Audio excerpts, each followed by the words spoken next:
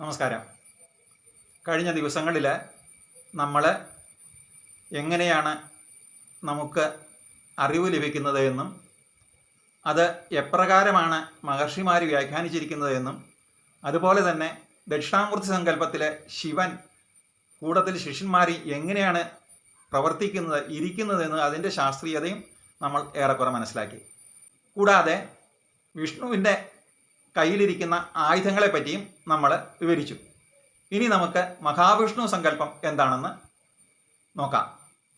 മഹാവിഷ്ണു സങ്കല്പത്തിലെ സഹസ്രനാമത്തിലെ ആദ്യത്തെ ശ്ലോകം ഇതാണ്, ധ്യാന ശ്ലോകം ഇതാണ്: ശാന്താകാരം ഭുജഗശയനം പത്മനാഭം സുരേശം വിശ്വാധാരം ഗഗനസദൃശം മേഘവർണം ശുഭാംഗം ലക്ഷ്മീകാന്തം കമലനയനം യോഗിഹൃദ്ധ്യാനഗമ്യം വന്ദേ വിഷ്ണു ഭവഭയഹരം സർവലോകൈകനാഥം. ഇതാണ്. ഇതിനകത്ത് ആദ്യമായി പറഞ്ഞിരിക്കുന്നത് ശാന്താകാരം, ശാന്തമായിട്ടുള്ള ആകാരം. ഇവിടെ നമ്മൾ മഹാവിഷ്ണുവിൻ്റെ താമരപ്പൂവിൻ്റെ കാര്യം, കയ്യിലിരിക്കുന്ന താമരപ്പൂവിൻ്റെ കാര്യം പറഞ്ഞപ്പോൾ പറഞ്ഞു അത് പ്രപഞ്ചം തന്നെയാണ്. അതിനകത്ത് ഇരിക്കുന്ന താമരപ്പൂവിൻ്റെ സെൻറ്റർ എന്ന് പറയുന്നത് യഥാർത്ഥത്തിൽ തമോഗർത്തമാണെന്നും അതിന് നീല കളർ ഉള്ളതുകൊണ്ടാണ് അതിനെ ശ്രീകൃഷ്ണൻ അഥവാ കൃഷ്ണൻ എന്നും പേര് വന്നത് എന്നും പറഞ്ഞു. ഇത് തന്നെയാണ് ഈ മഹാവിഷ്ണു സങ്കല്പത്തിൽ കാണിക്കുന്നത്. പ്രപഞ്ചത്തെ മുഴുവൻ ഒന്നായി കാണിക്കാൻ വേണ്ടി അവർ ഒരു രൂപത്തെ നമുക്ക് വരച്ച് കാണിക്കുകയാണ്.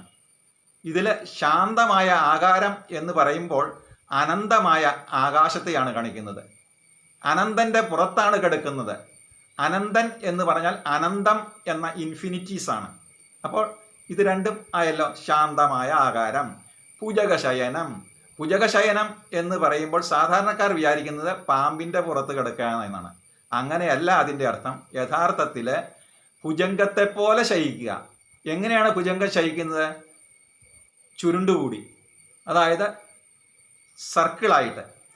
ഇതല്ലേ നമ്മുടെ ഓരോ ഗാലക്സികളും. നമ്മൾ നേരത്തെ പറഞ്ഞു താമരപ്പൂവിൻ്റെ ഇതളുകളും അതാണെന്ന്. ഇത് തന്നെയാണ് ഈ ഭുജഗശയനം എന്നുള്ളതിൻ്റെ അർത്ഥം.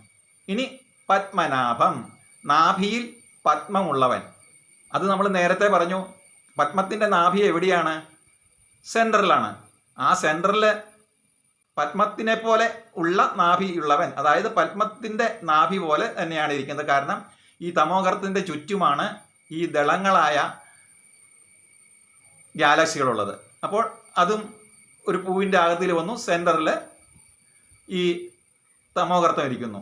അപ്പോൾ പത്മനാഭം സുരേശം, എല്ലാ ഐശ്വര്യത്തിൻ്റെയും നാഥനാണ്. വിശ്വാധാരം ഗഗനസദൃശം മേഘവർണം ശുഭാംഗം. വിശ്വാധാരം, വിശ്വത്തിന് ആധാരമായിട്ടുള്ളത്. ഈ പ്രപഞ്ചത്തിലെ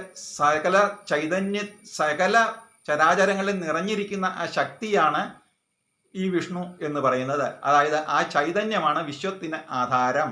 ഗഗന സദൃശം, ആകാശത്തിന് തുല്യമായിട്ടുള്ളത്. ആകാശത്തിന് തുല്യമായിട്ടുള്ള അനന്തതയാണ്. അവസാനമില്ല, ആദ്യവുമില്ല. അതാണ് ഈശ്വരൻ. ഗഗന സദൃശം മേഘവർണം, മേഘത്തിൻ്റെ വർണ്ണം എന്ന് പറയുന്നത് നീല കളറാണ്. ആഴത്തിലുള്ള സമുദ്രത്തിനും അനന്തമായ ആകാശത്തിനും നമ്മൾ താഴെ നിന്ന് നോക്കുമ്പോൾ നമുക്ക് തോന്നുന്നത് നീല കളറാണ്. അതാണ് മഹാവിഷ്ണുവിനും ശ്രീകൃഷ്ണനും നീല കളറ്, അഥവാ നല്ല കടും നീലയാകുമ്പോൾ കറുപ്പ് കളറ് എന്ന് പറയാൻ കാരണം. അപ്പോൾ വിശ്വാധാരൻ ഗഗന സദൃശ്യം മേഘവർണ്ണ ശുഭാംഗം, ഏറ്റവും ഐശ്വര്യമായിട്ടുള്ള ശുഭമായിട്ടുള്ള അംഗത്തോടു കൂടിയത് ശുഭാംഗം എന്നാണ് ഈ ശ്ലോകത്തിൻ്റെ അർത്ഥം. ലക്ഷ്മീകാന്തം, ലക്ഷ്മിയുടെ കാന്തൻ, അതായത് ഐശ്വര്യത്തിൻ്റെ ദേവതയാണ് ലക്ഷ്മി. ആ ലക്ഷ്മിയുടെ കാന്തൻ എന്ന് പറയുമ്പോൾ അതിൻ്റെ രക്ഷിതാവ് അല്ലെങ്കിൽ അതിനോട് ചേർന്നിരിക്കുന്ന ആളാണ് യഥാർത്ഥത്തിൽ ലക്ഷ്മിയുടെ കാന്തൻ. അതും മഹാവിഷ്ണു തന്നെ. അപ്പോൾ ഐശ്വര്യത്തിന് നിദാനമായിട്ട് എന്തോ അതാണ് ഈ പറയുന്ന വിഷ്ണു തന്നെ. ലക്ഷ്മീകാന്തം കമലനയനം, നേരത്തെ പറഞ്ഞതിൻ്റെ കമലത്തിൻ്റെ നയനം എന്ന് വെച്ച് കഴിഞ്ഞാൽ ഈ താമരപ്പൂവിൻ്റെ ഇതൾ പോലെയല്ല, താമരപ്പൂവിൻ്റെ നയനം പോലെ. താമരപ്പൂവിൻ്റെ നയനം എന്ന് പറയുന്നത് അതിൻ്റെ സെൻട്രലാണ്.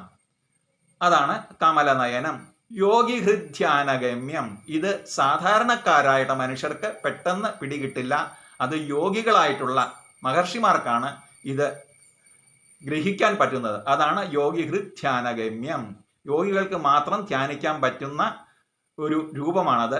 വന്ദേ യോഗിഹൃത് ധ്യാനഗമ്യം വന്ദേ വിഷ്ണു ഭവ ഭയഹരം സർവലോകൈനാഥം. അങ്ങനെയുള്ള വിഷ്ണുവിനെ ഞാൻ വന്ദിക്കുന്നു. ഈ വിഷ്ണുവിനെ ഇതുപോലെ നമ്മൾ ധ്യാനിച്ചാൽ നമ്മുടെ സർവ്വ ഭയങ്ങളും തീരും എന്നാണ് ഇതിൻ്റെ അർത്ഥം. അപ്പോൾ ഈ പറയുന്നത് മുഴുവനും നമ്മൾ അങ്ങനെ ചിന്തിച്ചു കഴിഞ്ഞാൽ ഇപ്പോഴത്തെ മോഡേൺ സങ്കല്പത്തിലും ഇത് തന്നെയല്ലേ പ്രപഞ്ചത്തെ പറ്റി പറയുന്നത്? ഇത് തന്നെയാണ് യഥാർത്ഥത്തിൽ നമ്മുടെ ഭഗവത്ഗീതയിലെ 11-ാം അധ്യായത്തിൽ വിശ്വരൂപ ദർശനത്തിലും പറയുന്ന ഇത് തന്നെയാണ്. അത് നമുക്ക് പിന്നീട് ഒരു ദിവസം നമുക്ക് ഡീറ്റെയിൽസ് ആയിട്ട് വിശദീകരിക്കാം. അപ്പോൾ സകല ചൈതന്യത്തെയും സകല ചരാചരങ്ങളെയും നിയന്ത്രിക്കുന്നതും അവയുടെ ഉള്ളിലും പുറമേയും നിന്ന് നിയന്ത്രിക്കുന്നതും അവയെ അവസാനം തന്നിലേക്ക് അടുപ്പിക്കുന്നതുമായിട്ട്, തന്നിലേക്ക് ആകർഷിച്ചടിപ്പിക്കുന്നതും വീണ്ടും അതിനെ ലയിപ്പിച്ച് പുനർജന്മം കൊടുക്കുന്നതുമായ ആ ഒരു ശക്തിയെയാണ് മഹാവിഷ്ണു എന്ന രീതിയിൽ നമ്മൾ ആരാധിക്കുന്നതും നമുക്ക് ഋഷീശ്വരന്മാർ തന്നിരിക്കുന്നതും. ഇത് ശാസ്ത്രമല്ലേ, പണ്ട് പറഞ്ഞതാണ് എന്ന് പറഞ്ഞ് നമ്മൾ തള്ളിക്കളയുന്ന നമ്മൾ തന്നെയല്ലേ വിഡ്ഢികൾ? ഇവിടെയാണ് നമ്മൾ ആലോചിക്കേണ്ടത്. നാളെ വേറൊരു സബ്ജക്റ്റ് എടുക്കാം നമുക്ക്. നമസ്കാരം.